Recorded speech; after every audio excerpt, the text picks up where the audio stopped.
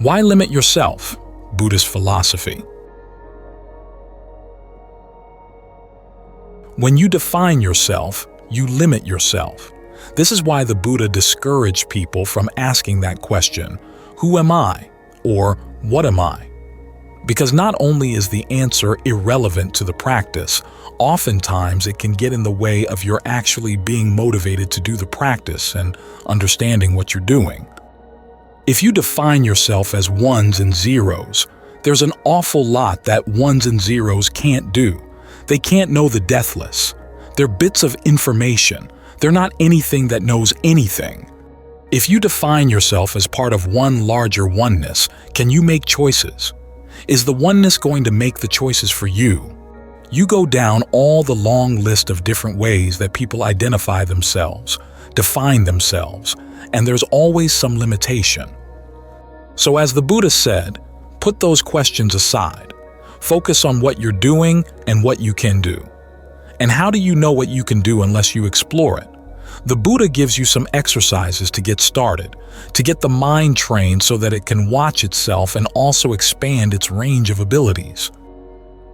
The more consistently mindful you are, in other words, the longer you can keep something in mind, the more you'll be able to put things together and understand cause and effect, as you remember how particular causes happened and you can trace it all the way through to the effect coming out.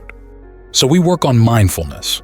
As for concentration, you keep your focus. With concentration, you're trying to keep your focus going as long as possible. And again, it enables you to see things you didn't see before. It gives strength to the mind, gives a sense of well-being to the mind. You start knowing things about the mind that you didn't think you could know. Now, for a long time as I was getting started with concentration practice, I thought it was impossible to observe the mind being distracted. All you could see, I thought, was what you're focused on, and distraction came as a sudden pulling down of a curtain. So the question was, how could you know yourself being distracted? Then I began to see that you can see the stages. This is how the mind sneaks in a new topic, and then the new topic begins to get more and more frequent, and then finally it takes over. When you see that, then you can stop that. This enables you to see more and more clearly how thoughts form, and to what extent things coming up in the mind are intended right now, which things were intended from the past, and which things are things you can't remember the intention at all. You start sorting out present karma from recent karma, and both from long time ago karma. The word karma means action. Even the word Dhamma has, as one of its meanings, action. So we're focusing on actions. We're trying to expand our ability and see what good use we can put them to. One very good use is to notice ways in which we're creating unnecessary stress and suffering for ourselves and for other people, and to learn how to stop. In fact, as the Buddha said, that's the primary good use of the meditation. So this is what we're here for, to understand what we're doing that's causing unnecessary suffering, how we can stop, and what happens as a result of learning how to stop. It opens up some really fascinating dimensions in the mind, dimensions that we tend to ignore because we're too concerned with our intentions right now, what we want right now, our desires, and all the stuff that just goes cluttering up the mind, all the issues we dig up around who knows what. This is why, as part of the meditation instructions, the Buddha says for you to put aside greed and distress with reference to the world. In other words, what you want out of the world and what you're unhappy about not getting out of the world. You learn to put that aside. The issue is not the world. The issue is what your mind is doing right now. We're not saying the world is good or the world is bad, just that it's not the issue. Ordinarily, we just keep going and going and going, creating more and more stress and suffering for ourselves because we're out there craving this, that, and the other thing out of the world. So we get some training in how to put it aside, learn how to change our ranking of values so that we see the value of training of the mind and learning about the abilities of the mind that can be developed. See if you can make that your primary interest, give that priority. As for issues that get in the way of that, learn how to put them aside. As we live in the world, we have our responsibilities, and there are times we have to pick up those responsibilities. But again, we need to develop a sense of which are our responsibilities and which are not. The Buddha said that that's a sign of a wise person, knowing what you're responsible for and what you're not responsible for, taking up your responsibilities and leaving behind the things that you're not responsible for. Unfortunately, there's no clear-cut algorithm that you can apply, but you do have this ability to make your mind more and more sensitive through the meditation, and then you can learn how to apply that sensitivity to events in the world. Remember the Buddha's perspective on this, that we've been going through this many times. As he said, as you go through the world, it would be really hard to find somebody who hadn't been your mother at some point, hadn't been your child at some point, hadn't been your brother or sister, hadn't been your father. You've been doing this for such a long time that all the roles get all mixed up. So the best thing for everybody is to learn how to get out of this. It's just like being in a washing machine. Everything gets tumbled around.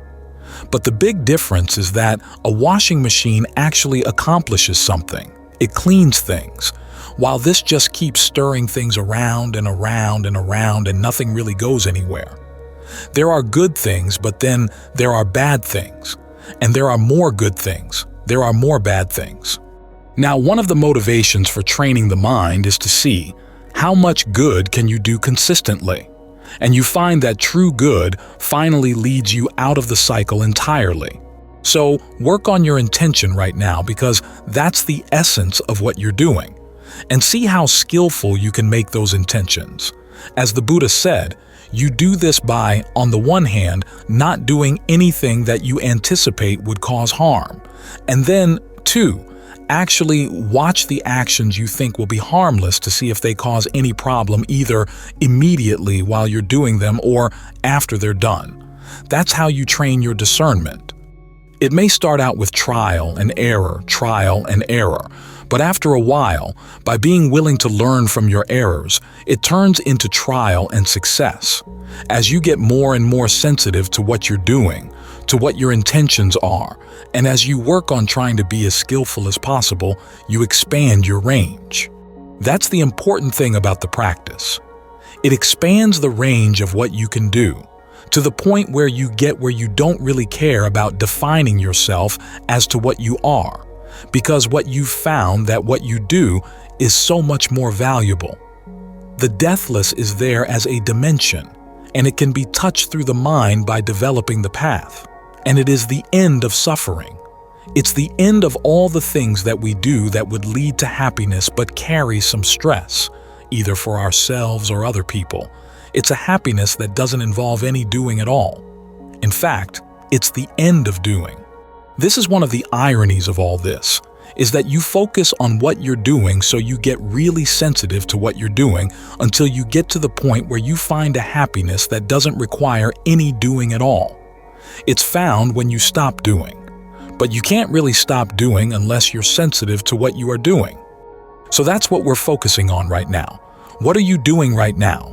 Well, trying to be with your breath and finding that you're not only trying, but you're actually doing it, for the purpose of finding out what you can learn about your own mind, what you can learn about your capabilities as you master this skill. Why limit yourself? There's a famous American philosopher, William James, who, when he was a young man, had no idea of becoming a philosopher. He wanted to be an artist, but his father made it clear in no uncertain terms that this was not going to happen. After a long struggle with his father, James finally relented. Then he fell into a severe depression that lasted for many years. What got him out of the depression was reading the work of a French philosopher who raised the question, why believe in determinism when you could also believe in free will? Why believe in something that would place limitations on you? So, William James decided that his first act of free will would be to believe in free will. From there, He went on to have a very successful career as a psychologist and a philosopher. In his philosophy, he kept raising that question, the question of free will, in response to people who believed in determinism. He said that there are two types of truths in this world. There are truths of the observer. In other words, things that you observe where you have to get your will out of the way, aside from the will to know, if you want to know their truth. There are certain things that you're not going to discover unless you get what you want to be true out of the way.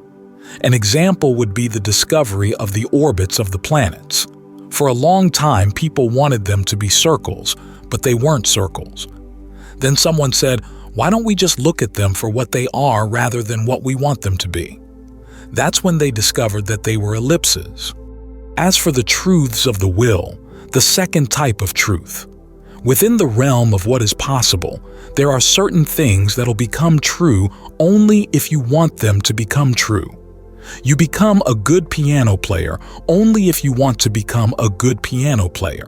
You become a good scientist only if you want to become a good scientist. So, in the realm of truths of the will, you have to ask yourself, why would you want to believe in anything that will place unnecessary limitations on you?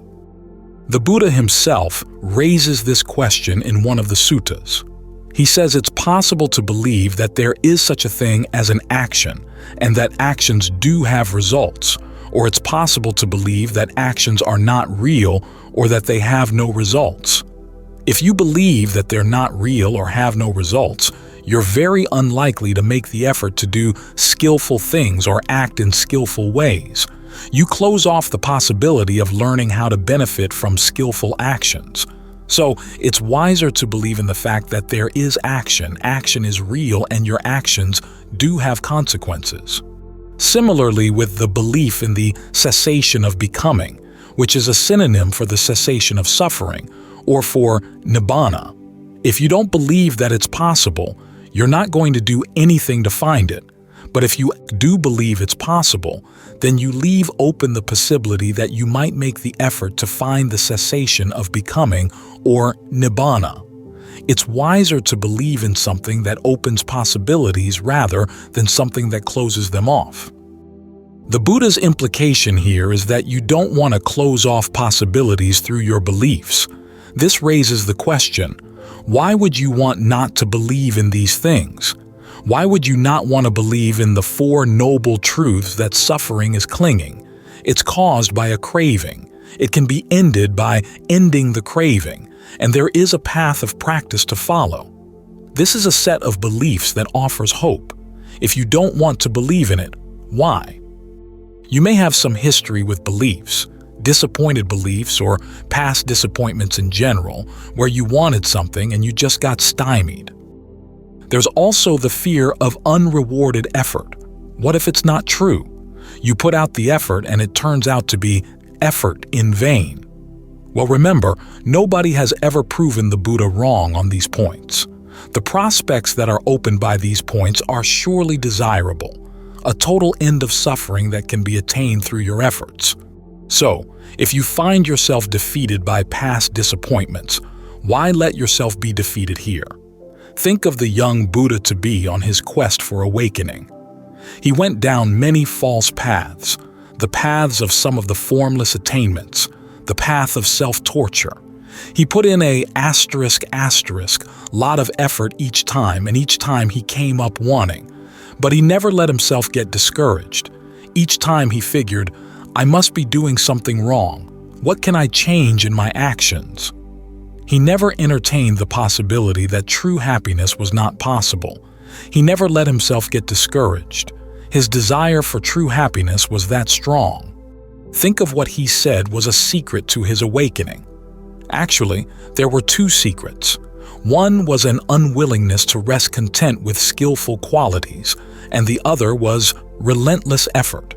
In both these cases, it was a matter of the strength of his desire. He wouldn't let himself rest content even with the very subtle pleasures of formless attainments. As long as he saw there was something conditioned there, he realized that it couldn't be the solution to the problem. So he kept on looking. But it wasn't just strength of desire that got him through. There was also discernment, his ingenuity, figuring out new ways of approaching the problem when the old ways hadn't worked. He finally came to realize that looking at the desire in and of itself, looking at the intention in and of itself, was going to be a large part of the solution. So he started paying attention to his intentions. He was able to sort out what was skillful and what was not. He finally arrived at awakening. That attention to his intentions he later taught as analysis of qualities, one of the factors for awakening. It's precisely the factor that brings an end to doubt, an end to the unwillingness to believe that there is a way out. One of the other lessons he drew from all this, of course, was that in finding the path and in discovering what was lying in the way of the path, desire played a big role. There were the desires that got in the way, and there was the desire that saw him through. This is why craving is one of the causes of suffering, but the desire of right effort is part of the path out. As he said, all things, all phenomena are rooted in desire. So the question becomes, how much do you want to believe in your ability to get awakening? You have to look into that desire. If you find that the desire is weak or discouraged, you have to learn to talk to yourself. Ask yourself, what are the alternatives? Just continued suffering on and on and on. Do you want that? Why would you want anything less than an unconditioned happiness? Maybe one voice in the mind might say, how can a conditioned path find the unconditioned happiness? But the way the Buddha explained causality shows that through a complex process, in which some causes give rise to results immediately while others take time. When you put those two principles together, you get a very complex process. And that complex process does allow for causes to lead to the threshold of something uncaused. That, for the Buddha, was one of the truths of the observer. This is simply the way things work. This is the way causality works. And it does respond to skillful intentions and unskillful intentions. It's because this is one of his truths of the observer, and probably one of the most important ones, that when he was asked to explain his awakening in the shortest terms, this was the answer he would give. So, given that these are the truths of the observer, the Buddha as observer, you have to ask yourself, what now with the truths of your will? What do you truly want? And if it's anything less than the very best, why?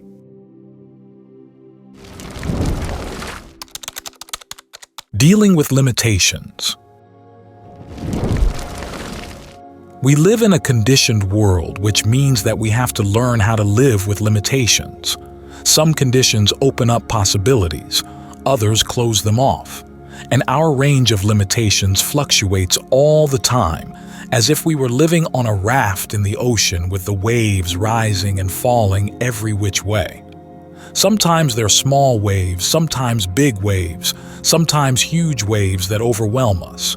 Sometimes the currents in the ocean push us in the direction we want to go, sometimes in the opposite direction. When that's the case, we have to fight them. Sometimes we can win the fight, sometimes we can't. This is why people go crazy, because everything is so complex and uncertain. They've done experiments where they put pigeons in boxes, each box with a green button and a red button. In some of the boxes, when the pigeon presses the green button, it gets food. When it presses the red button, it doesn't get anything. Those pigeons are very happy and well-adjusted. In other boxes, though, the pigeon will sometimes get food when it pushes the green button and sometimes not. Sometimes it'll get food when it pushes the red button and sometimes not. Those pigeons go crazy. So we have to learn how to not go crazy with all these fluctuations. Look for patterns in your life because they are there, complex, but they're there. And learn how to push against your limitations. If you give up entirely, you live a totally passive life and simply become a victim of events.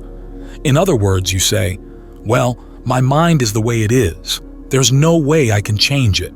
Greed, anger, and delusion are natural. I just have to accept them if I want to be happy. That's totally giving in. Your raft on the ocean gets tossed wherever the currents and the waves may go, and you never get to shore. If, on the other hand, you simply go on the force of belief, believing that you have an unlimited power to go in whichever direction you want, you end up living in a total fantasy world. And then the clash of your fantasy world with the actual world can wipe you out as well. So we have to learn how to read the currents, how to anticipate the waves, all of which requires being really observant. This is one of the reasons why we meditate, to develop our powers of observation so we can gain a sense of where our other powers lie, of what we can and cannot accomplish. This involves recognizing when we've run up against a wall, so that we can turn around and focus our energies in the directions that will get us to shore. Our whole sense of who we are comes from the fact that, as children, we learned how to test the limitations we ran into. What things could we control? What things were beyond our control? This is why we started to identify with the body. The body wasn't just a mass of pleasures and pains. It also seemed to be at least somewhat under our control. We learned how to move our fingers, how to grasp things, how to stand up and walk. We kept pushing the limits, and for a while the limits seemed to give way to our pushing. We had more and more things under control. Then, of course, as you get older, things turn around in the other direction, and the limits start pushing back. In some cases, you can develop a skill that you can keep working at throughout your life, but those are rare. With most skills, you get to the point where you peak and then find yourself less and less able to manage them. As the body gets older, it begins to get creaky here and painful there. Finally, it gets to the point you can't control it at all. So you have to learn how to make the most of it while you've got whatever control you can manage. What this means is that we identify with whatever we seem to have power over. Those things are us. They're ours. We do this in many different ways. Our sense of who we are is something we keep creating for each different situation, and it's good to learn how to be fluid in that skill of identifying yourself.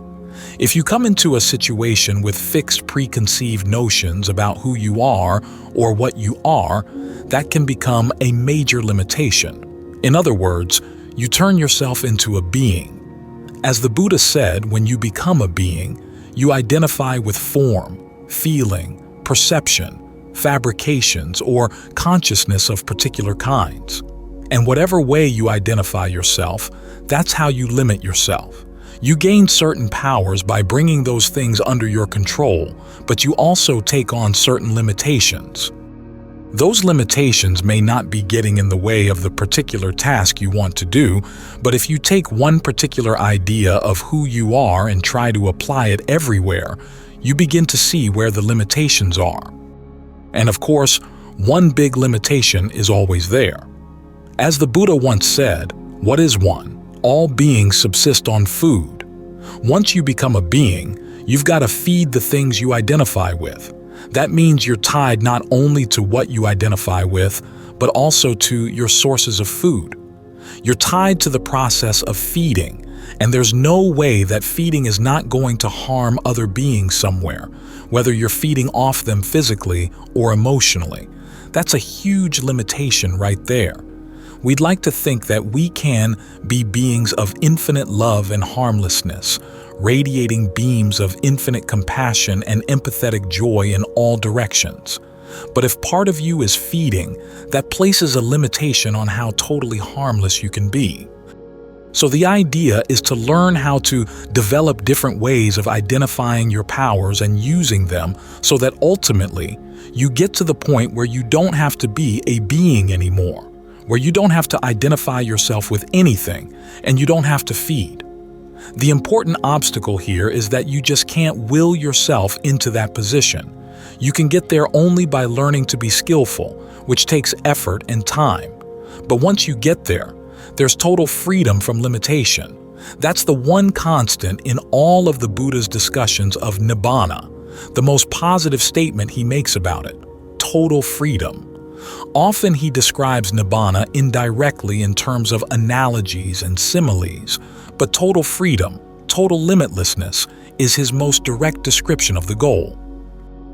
To get there, you've got to explore your powers, what you can and can't do within the realm of conditioned reality. There's a useful story to reflect on in connection with this. It's a little fable in the novel, The Once and Future King by T.H. White. I don't know if you know the book. It's a retelling of the Arthurian legend. The first book in the novel, The Sword in the Stone, Walt Disney made a movie of it, tells the story of young Wart's childhood up to the point where he pulls the sword out of the stone and so becomes Arthur, King of England. As part of Wart's training leading up to that event, Merlin the magician turns him into different kinds of animals so that he can learn lessons from animals such as ants, geese, and fish. In one of the last transformations, Wart is turned into a badger and sent down to meet an older badger in his burrow. It turns out that the old badger is like an Oxford Don with his den full of papers.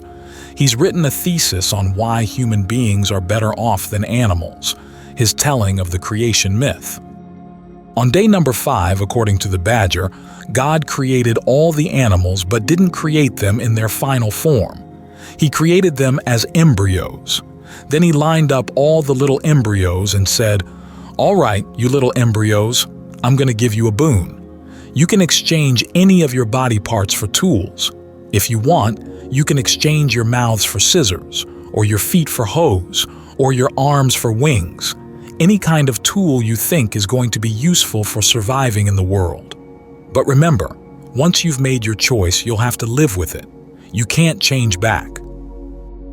So the animals thought for 2 days about what tools they might want, and then one by one asked for their boons. The badgers, for instance, asked to turn their skin into shields and their forearms into garden forks, and so on down the line. Some of the embryos wanted wings, some wanted tails.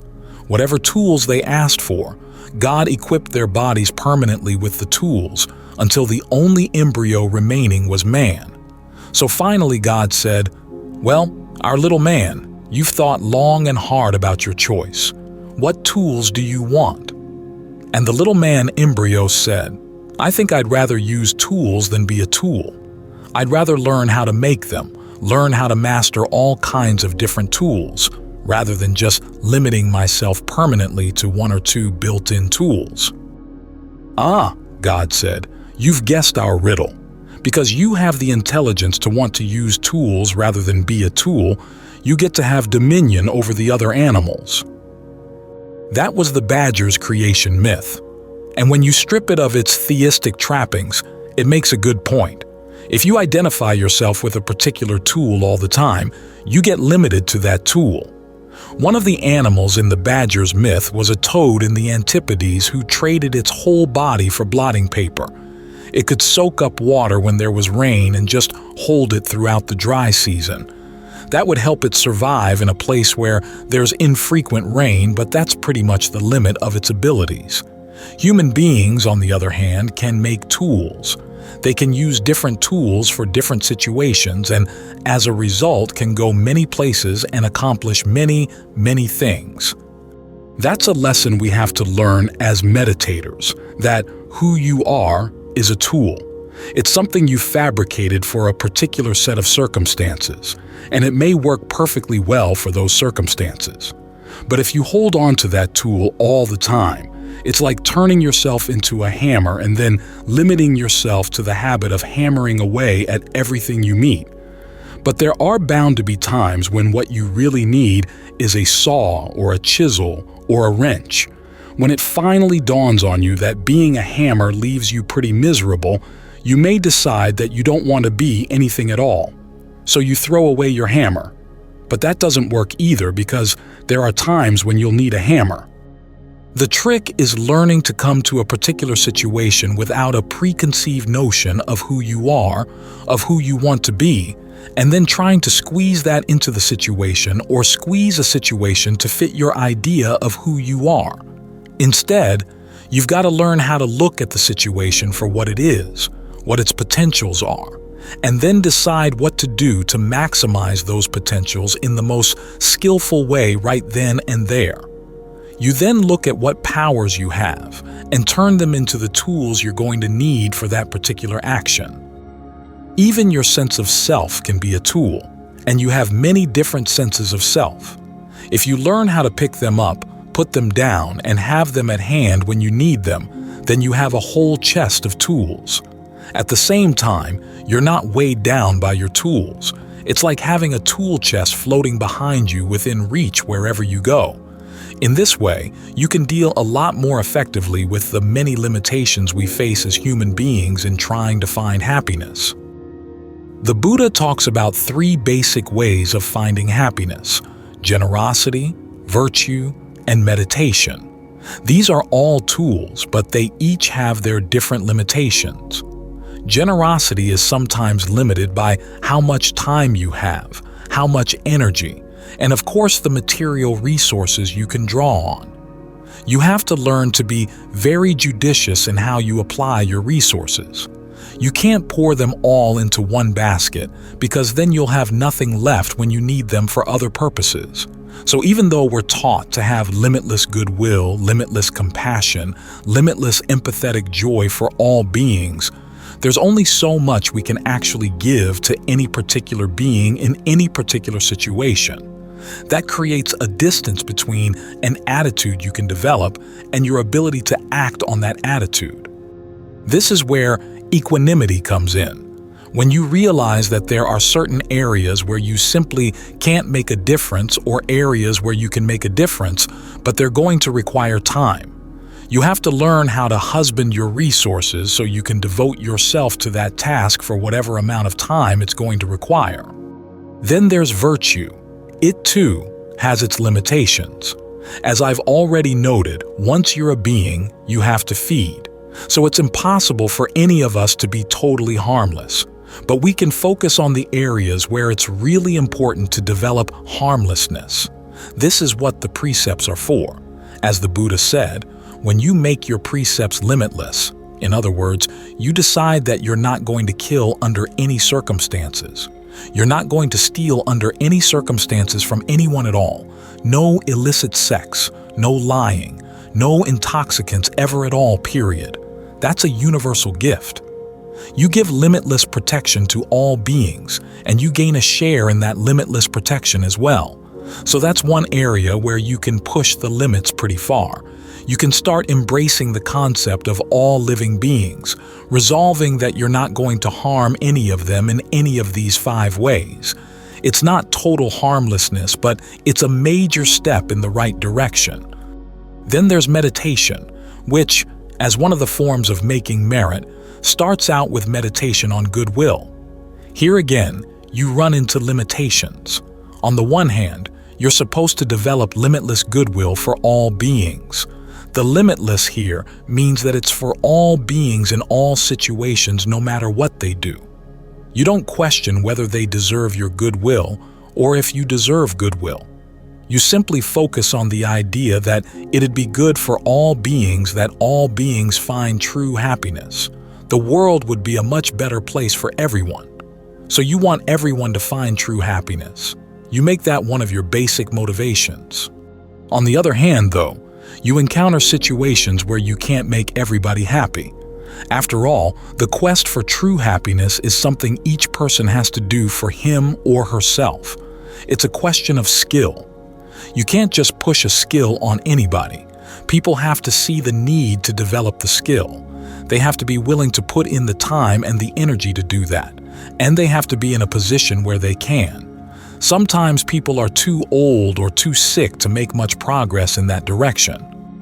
This is where you need equanimity again. Your equanimity has to be limitless as well. In other words, you have to be able to call on it whenever it's needed.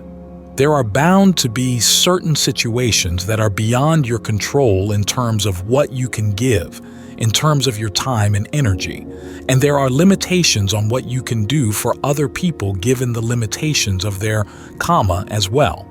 So you have to be able to call on this attitude of limitless equanimity whenever needed. To develop these 4 Brahma Viharas in a limitless way, you need to fight off the limiting attitudes in your mind. The various forms of aversion, ill will, resentment, cruelty are the main limitations on the first 3 Brahma Viharas. The limitation on equanimity is affection, the people you really love, to whom you'd like to give all you can, but who you can't help as much as you'd like. They're the ones for whom it's hard to feel equanimity, but they're also the ones who require your equanimity the most. That's why you have to realize that even affection can be a limitation and that there are times when you need to put it aside. It's not that you don't love those people or don't wish them well.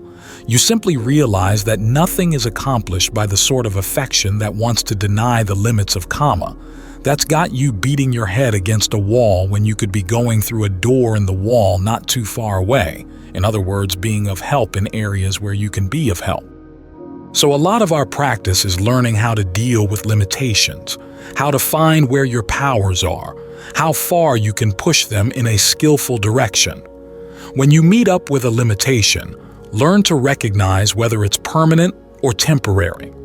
Then you apply whatever tools you can find to developing your powers in as compassionate and wise a way as possible to work around those limitations. For this, you need to develop a full set of tools and to keep them in good shape. Many of us have a tendency to throw away our tools. You learn a new approach, a new tactic in your meditation, and it works for a little while. Then it doesn't work. So what do? You throw it away, cast around for something else. But there may be nothing wrong with the tactic aside from the fact that it works only for certain things and not for others. So don't throw these things away. Keep them in mind as possible approaches that may come in useful again. The same holds for the whole idea of yourself. Some people think that the Buddha tells us that we shouldn't have any self at all. But if you can't identify where your powers are, what are you going to work with? What are you going to depend on? What will you use to overcome your limitations? As I said earlier, think of your sense of self as a tool. You need different tools for different situations. Instead of bringing one preconceived notion of self into a situation, look at the situation in terms of the action it calls for. What's the skillful thing to do here? What tools do you have to do that skillful thing? Put them to use. That way, you're no longer a toad made of blotting paper. You become the little human being in the badger's myth. You use whatever tools you can devise, and that way you're in charge. The more tools you can develop, the better. They help you explore where the limitations are, as well as where there are openings in the limitations that can lead ultimately to an area totally free from limitation, totally unconditioned. At that point, you can put all your tools down. As long as you're alive, you can still use them. But when the time comes to go, you don't need to carry them. Like the raft that takes you across the river. Once it's done its job, you just leave it there. You may feel some appreciation for the help it's given you and pull it up on the bank in case anyone else wants to come along and use it as well, but otherwise you're done with it. In the meantime, though, as long as you're crossing the river, hold on tight to the raft, whichever raft is going to get you past the deadly currents. Don't be too quick to throw it away.